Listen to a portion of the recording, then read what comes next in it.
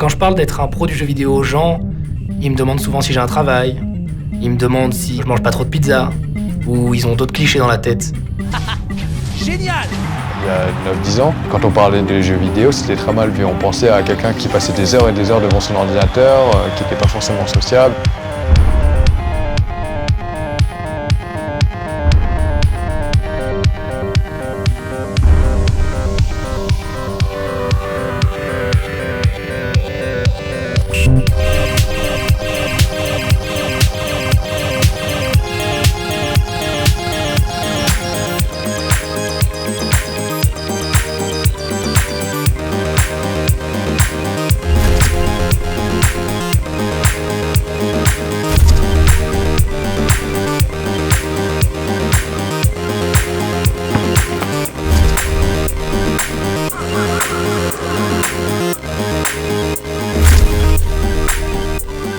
Et bonjour à toutes et à tous, bienvenue sur la Zerator Télévision, j'espère que vous allez bien, que vous avez passé un bon week-end. Quand j'étais jeune, j'allais beaucoup dans un cybercafé. Je commençais à avoir des premières émotions pour les joueurs pros. Et moi, j'admirais certains joueurs. J'étais fan, en fait, de certains joueurs de Counter-Strike à l'époque. C'est rigolo parce que par rapport à maintenant, l'échelle est ridicule. En gros, ils avaient peut-être 30 fans en France, des élitistes qui faisaient des LAN, dont moi. Faut que je lance quel jeu là? League of Legends. C'est un style absolument. Oui. Oh non, il s'est pas fait prendre un montre. Entre 2000 et 2005, les premiers sites web qui parlaient de compétition de jeux vidéo commençaient à peine à sortir. Il n'y avait aucune médiatisation, puisqu'il n'y avait pas de retransmission des matchs, il n'y avait pas de web TV, donc il n'y avait rien en fait. À l'époque, personne ne pouvait en vivre. Là, je te parle de 2010-2011. C'était pas comme aujourd'hui où tu peux voir à Paris dans le métro le SWC au Zénith, où effectivement ça a pris une ampleur dingue. Mais c'est vrai que ça a mis un peu de temps à démarrer et ensuite on a assisté à une explosion à laquelle on assiste encore aujourd'hui. Les craintes de mes parents, c'était que mon frère et moi, on devienne obsédés parce qu'ils voyaient que dès qu'ils rentraient du travail, ils nous voyaient jouer. Ils nous voyaient pas faire nos devoirs. Du coup, ils étaient là, oh, vous jouez encore, ça serait bien de vous concentrer, aller lire des livres, aller travailler, tout ça. Et puis nous, on était là, mais on a déjà tout fini.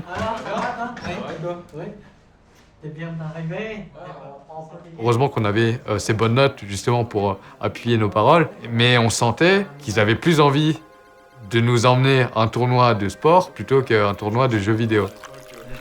Lors de ma première compétition, c'était pas facile de convaincre mes parents parce que d'une part, j'avais 15 ans, il fallait se déplacer, ils avaient pas forcément le temps de m'y amener. Mes parents ont finalement accepté. C'est cool, j'ai décroché une 3e place, j'étais vachement heureux. Et au bout d'un moment, en jouant au jeu, je me suis rendu compte que j'avais quand même un certain niveau et que peut-être un jour, j'allais pouvoir participer à des plus gros tournois à l'international. Ou peut-être que je pouvais devenir très très bon, mais j'étais convaincu que je pouvais toujours pas en faire mon métier.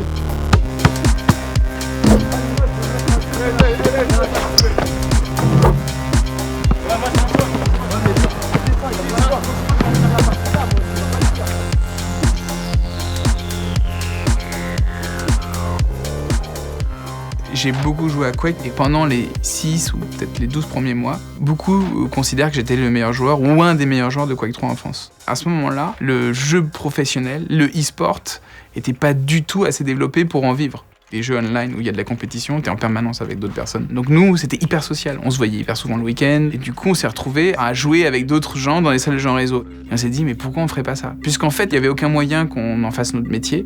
Mais par contre, créer une salle de jeux en réseau et montrer tout ce qu'on savait sur le jeu, jouer avec d'autres joueurs, leur expliquer comment ça marche, ça nous paraissait quelque chose de possible pour le coup.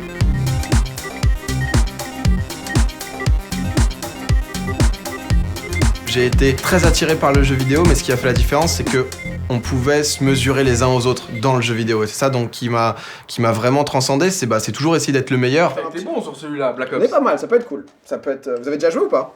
On est parti sur le music game. C'est quoi les touches? Du coup, à un moment, ça a été compliqué de gérer justement toute cette passion, ce temps que ça prenait, parce que c'est clair que le côté compétition, c'est très bien, on a envie d'être le meilleur, mais qui dit envie d'être le meilleur, dit aussi beaucoup de temps à passer sur les jeux. Là-dessus, j'en suis très reconnaissant à mes parents qui ont réussi un petit peu à me canaliser, à me faire doser les choses.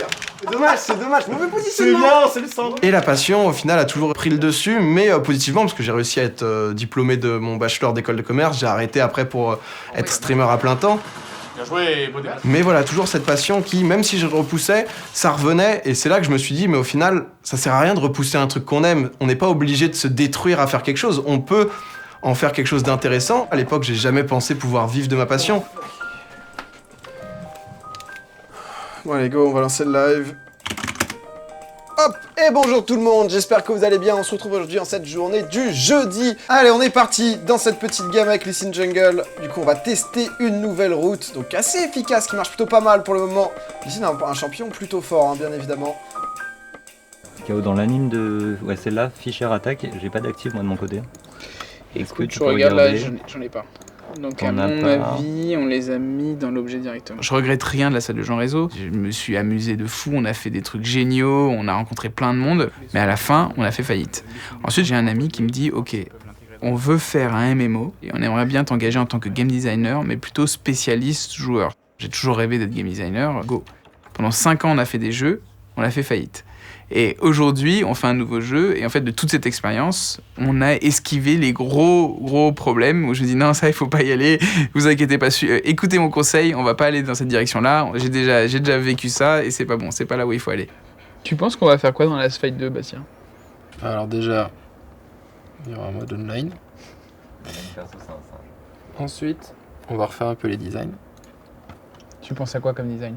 Non mais on va faire on va leur remettre des armures, des trucs rigolos.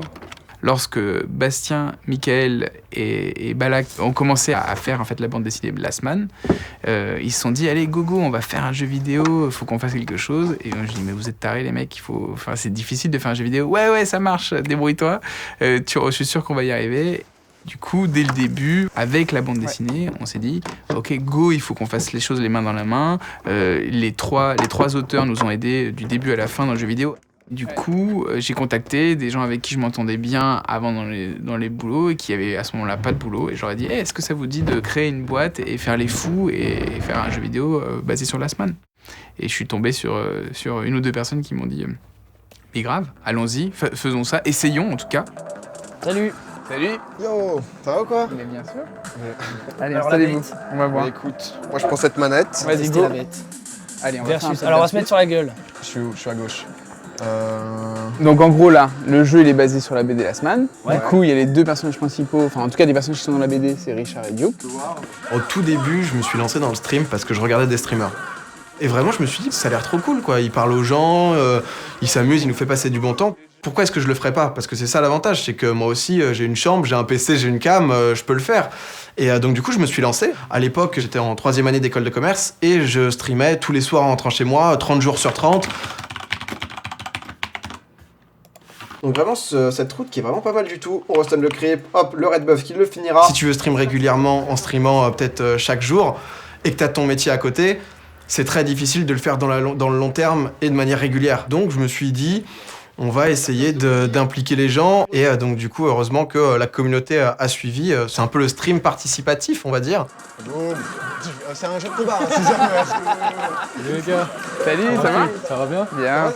Oh là, Zara, Yellow, ça va? Salut les gars, je suis dans mon match.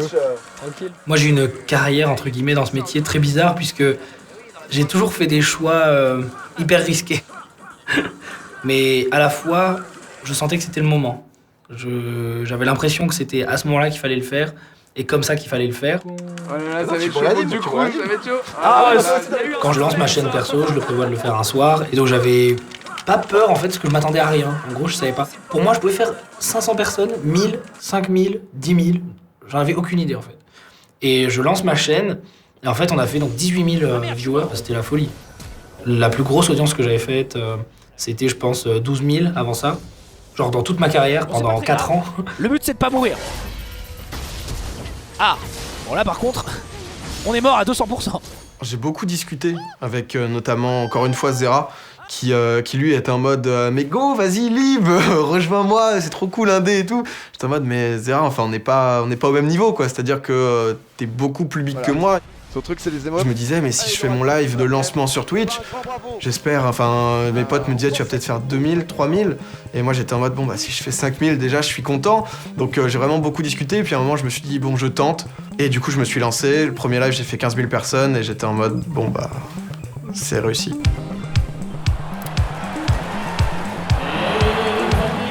Je joue à League of Legends. J'ai commencé à comprendre que le jeu se développait encore et encore à une vitesse phénoménale. Et en janvier 2013, il y a une équipe qui m'a approché qui me dit « On t'offre l'opportunité de pouvoir devenir joueur professionnel. » En gros, il y a beaucoup de conditions. Il faut que tu viennes vivre en Allemagne. Il faut que tu quittes le domicile parental par conséquent. Pouvoir vivre de sa passion, c'est comme un rêve parce qu'on va pas voir le temps passer. Si on est bon, c'est encore mieux. Et en plus de ça, on fait ce qu'on aime. Et la chose la plus dure, c'était de dire à mes parents, bon ben, voilà, on m'a offert un contrat, je vais devoir arrêter les cours, peut-être que je vais passer à côté de quelque chose de gros.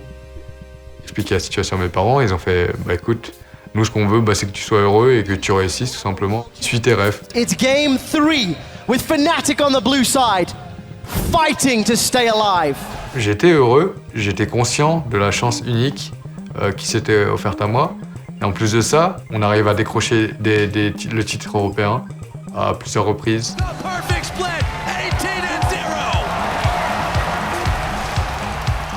On est content, il y a la foule qui vient nous voir, qui nous applaudit, on commence à être connus. Enfin, il y a énormément de choses positives, mais à côté de ça, on sait qu'on fait quand même pas mal de sacrifices. On s'entraîne énormément, on n'a pas forcément de vie privée vu qu'on habite tous ensemble, mais on fait ce qu'on aime, on réussit. On fait des performances au championnat mondial, 5 titres européens sur 6, je suis waouh, c'est super. On est à la fin, le jeu va sortir et on se dit qu'est-ce qui va se passer après? On n'en a aucune idée. Et du coup, j'appréhende à mort. Je me demande vraiment ce qui va se passer. En plus, c'est hyper proche, c'est vraiment tout juste à côté. Mais je m'imagine ce qui peut arriver, mais j'ai aucune idée de ce qui va arriver. Et donc j'ai hâte. Merci à toi en tout cas, c'était bien cool.